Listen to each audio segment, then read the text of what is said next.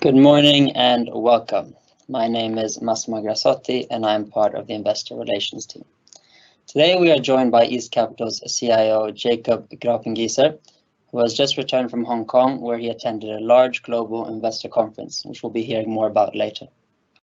Now, if you've been following along over the last couple of weeks, you know we've been talking to a number of our investment management team while they've been out traveling, places from India, Dubai, Vietnam, China, and many more.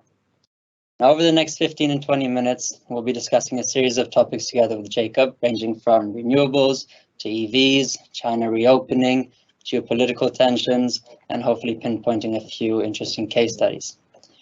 Please also note that you have the possibility to ask questions yourself using the Q&A function up in the right corner. So let's get started. Jacob, thank you very much for joining us. Thank you. Hope you're not too jet lagged. A bit. Now, it's been a turbulent couple of weeks. Talk to us a little bit about what's been going on, what impact this has had on the markets. Yeah, it's been turbulent. I think in the West we have had the banking crisis mini banking crisis, I would probably put it, in the US, and then of course the quite unexpected fate of Credit Suisse. What we probably can say is that banks in emerging markets are more old school, more traditional, and in general higher levels of capital and regulation. They take in deposits and they hand out loans. Yeah. Whereas if you look on Silicon Valley Bank, it was a little bit of an odd structure with very large deposit holders that quickly left, etc.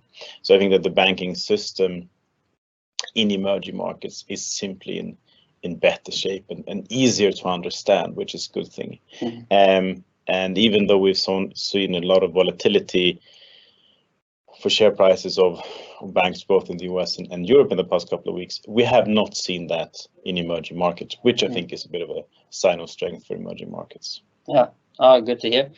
We mentioned that you were just at this conference, right? Tell us a little bit about what it was, who you met, what was going on, what you noticed being on the ground. It was a bit of a bizarre feeling. So this is one of the largest global investor conferences. It's a Credit Suisse conference. And it started out on Monday in a small scale, and then on a bigger scale on Tuesday, and then it went throughout the week. But on Monday, Tuesday, I think the participants, especially of course the employees of Credit Suisse, they were shell-shocked. They hadn't figured out what happened. Their employer is gone. They had these big signs, we are with you since 156 years. That was like the largest signs they had in the conference, and obviously they didn't have time to change that, right? Then I think by midweek, a lot of people were, they were sad. They lost their jobs. I was told that in London, Credit Suisse has 8,000 employees, and most likely a lot of those will be gone, right? Because UBS has overlapping functions. And then by Thursday, when the conference was ending, it was very strange, like a celebratory mood. Like you go to a funeral and then everyone is very sad, but then at the end, people start drinking and it almost becomes a party. That was the feeling that it was on Thursday. But yeah, overall quite strange impression, of course, from the dynamics of the conference. If you look on the companies, this is a pan-Asian conference. Of course, half of the companies are from China, but half is non-Chinese companies. It is also the first, I think, large conference held in Hong Kong. So it was the first time a lot of European and American investors came there. Admittedly, probably 80% less European and American investors than usual. Okay. So a lot of people have not yet started to travel. Yeah. It is still a bit difficult to travel to Hong Kong.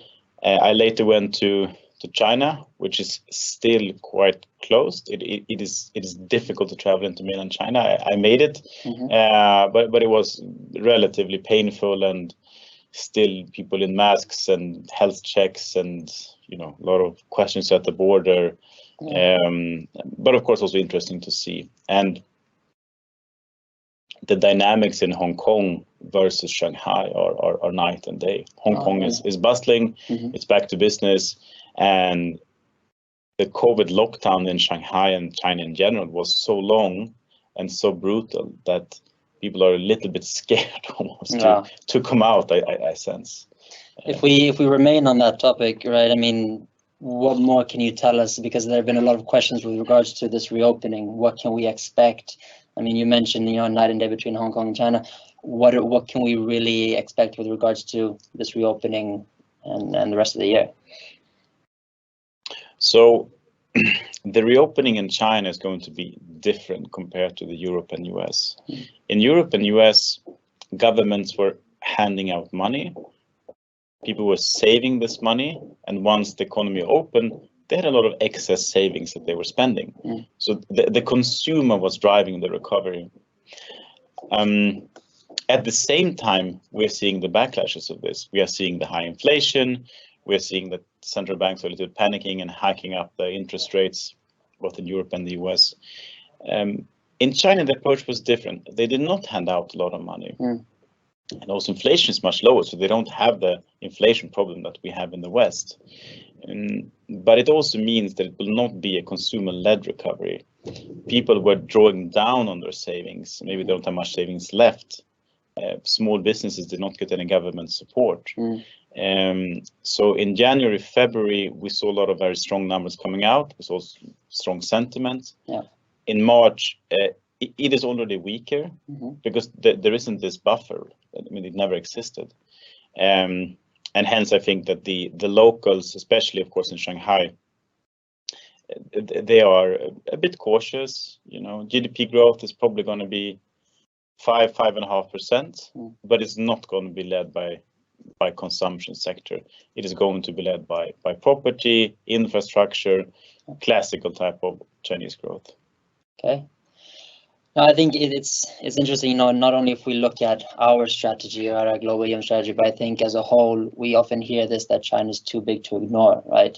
And there are a lot of sectors that are maybe a bit more unique and that are dominant in China. For example, if we look at renewables, if we look at EVs, what are some of the key sectors that we really focus on, that we look at there, that we think are going to be driving and pushing towards this growth? Yeah, so it's a good question because it's not easy. We got the reopening trade in our fund, Russell's Capital, very right. We're very early on this reopening trade, but that trade is done. Now you need to look on what's next, and it's not going to be consumer-led. It is going to be led by, for example, again, renewables. We've been speaking a lot about renewables. And in renewables, if we simplify a little bit, there is the EV value chain with battery producers, car producers, etc. There is the wind value chain, and there is a solar value chain. So if you look at these three separately, for the EVs, Tesla started off a price competition by lowering their prices in most of the world. We saw that even in Sweden. I think Tesla cars were cut 10,000-15,000 euro. The largest battery producer in the world, CATL, they cut their prices by 7%. And that's when they have a margin of just a little above 7. So they cut their own profitability with the logic that, well, if we do that, probably some of our competitors will go bust and we will take market share. This is the Chinese kind of cutthroat competition logic. But they will suffer and the whole value chain will suffer. So it's going to be a bit tricky in that value chain. You can look at some lithium producers, maybe some of the Korean battery makers, but I think for that value chain in China is going to be hard. Just profitability is eroded. On the wind side, also a lot of competition.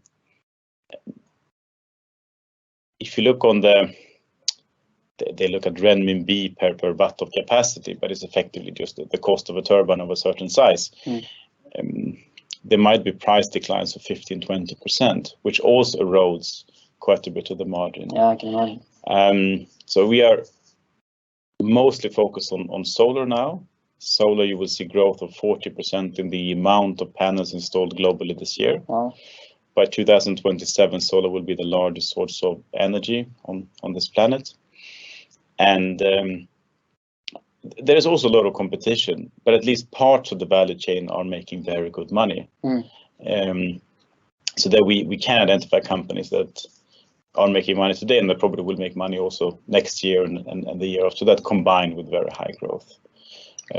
So it's tricky. We spend a lot of time looking at this in a granular way, but there certainly are opportunities, even though they might be for the time being a little bit less than usual. Okay. I see that we've been getting a number of questions here. So Jacob, maybe we pick one here that might put you a little bit on the spot, but we have a question here saying, is China really investable amid global political situation?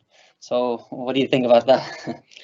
Yeah, we do know that there are investors not investing even into emerging markets because of geopolitics. And we also get questions, why don't you make a fund without China? The problem is that yes, there are geopolitical issues. I think for the Chinese market to significantly perform, you probably need some resolution or positive signals on the geopolitical side. But I would probably make 2 points. Number one is that if you want to invest into renewables, 90% of the value chain in many parts of these subsectors and sectors are in China. I mean, you just need to invest into China. Europe is now coming up with their own initiatives. Enel is building a factory in Sicily for 3 gigawatts of capacity. New Chinese factories are 20, 30 gigawatts of capacity, so they are 10 times larger. You just need to look at it. And secondly, even though on a political level, there is a lot of talk, on a business level, you are seeing very large investments also by Chinese companies into the US. So for example, CATL, the world's largest battery producer, they are building now new factories in US. So this is what you're seeing. So business is continuing, even though I can understand that, on the surface, it looks a bit worrying with the geopoliticals. I think, you mentioned there, right, that the reopening trade is over, and then now it's really about being active, being on the ground, finding these interesting names, right? And you were just at this conference. Could you talk to us? Are there some company cases or any specific case or companies that you met that you found interesting? Anything you can share?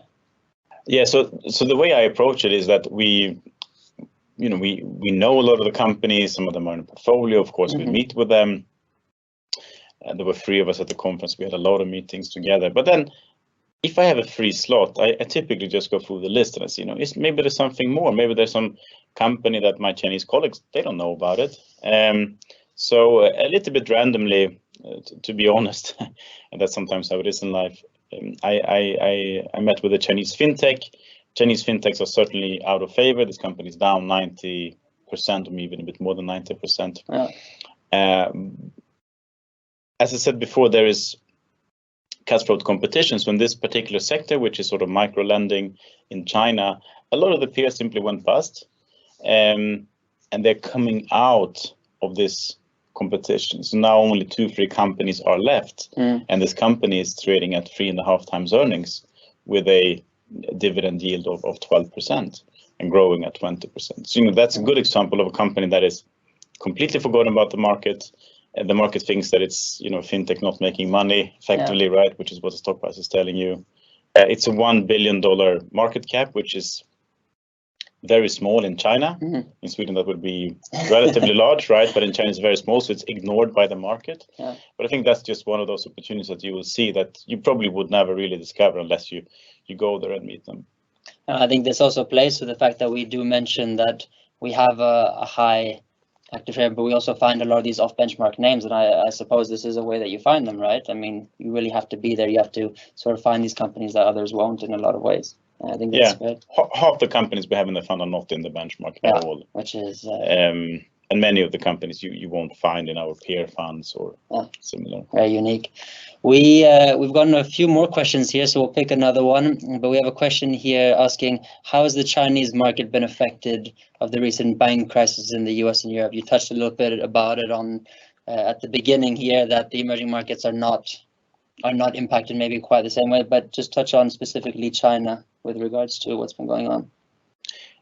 Yeah, global markets have been relatively weak because of this, right? Yeah. You had a run up early in the year, but since then markets have been coming off, especially on this banking crisis, or worries about a banking crisis, perhaps. In China, banks have also been weak, but I would not say it's because of the correlation or worry with banks in Europe and the US. It is more that Chinese banks were performing extremely strongly late last year as a reopening trade, and now that rally is fading and Chinese banks came down a bit. But there's relatively little correlation thus far. Okay, good to know. Rounding off, Jacob, what are some last key thoughts that are important to know when evaluating China and moving forward for the rest of the year? Yeah, so geopolitics is difficult. I will not stick my neck out here and give some sort of projections. But I guess what we can say is it looks pretty bad, and when things look pretty bad, they can get worse or they can get slightly better. And I would probably think it would get slightly better. Secondly, if you want to buy into solutions providers, be it for renewables, be it for some other sectors, China is the answer. Those companies are Chinese. And in many cases, they are also trading at very interesting and attractive valuations. Thirdly, there is a local market in China, which is very large. And I would also think that now they're a little bit, negative. But I would also think mood in China will recover by mid or late year for the local investors. Good. Jacob, thank you very much. Always interesting to hear what you have to say. Thank you. And thank you to everyone dialing in. As usual, we'll continue with these series as we continue to talk to the rest of the team. If you would like to hear more about any of our strategies or set up one-on-one meetings with our team, do not hesitate to contact any of us here or to reach out to an IR representative. Thank you very much, and until next time.